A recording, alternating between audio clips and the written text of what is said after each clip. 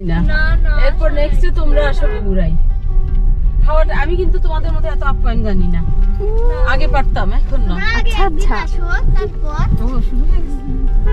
তোমরা যদি একদিন আসো তাহলে আমরা একদিন আসবো, তোমরা আবার আসলে আবার আসবো।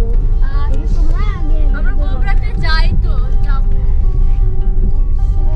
হ্যালো এভরিওয়ান, আশা করছি সকলে অনেক ভালো আছো। বগুড়া থেকে গ্রামের বাসায় কিছু গেস্ট এসেছিল বেড়াতে। তাদের ফ্যামিলি ছোট থেকে বড় সবাই খুব ভালো মনের মানুষ ছিল। ওদের সাথে আমাদের 2-3টা দিন খুব ভালো কেটেছিল। একবারের জন্য মনে হয়নি ওরা এখানে নতুন অতিথি। এসব মানুষের সাথে সময় কাটাতেও খুব ভালো লাগে, আর মনে হয় যেন এদের সাথে বারবার দেখা। আজ ওনারা বগুড়াতে ব্যাক করবে, তার জন্য আমাদের এখানকার একটি দর্শনীয় স্থানে তাদেরকে নিয়ে যাচ্ছি।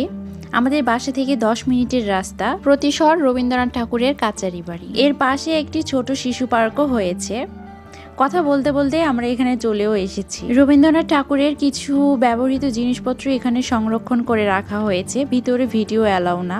রবীন্দ্রনাথ ঠাকুর এখানে অনেকগুলো কবিতাও লিখেছিলেন আর অনেকটা সময় এখানে কাটিয়েছেন।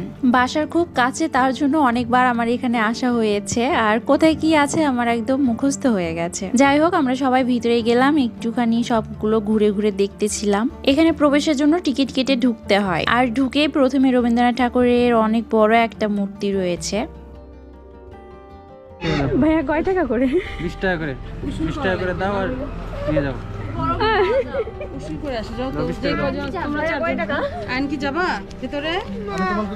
ওখান থেকে বের হয়ে আমরা এই পার্কে এসে ঢুকলাম ভিতরে কি কি ছিল দেখবার জন্য, কিন্তু ভিতরে ঢুকে কিছুই দেখতে পাইনি আমরা। তেমন কিছুই ছিল না, যেহেতু নতুন অবস্থায় আমরা এসেছি, তেমন কিছুই আমরা দেখতে পাইনি।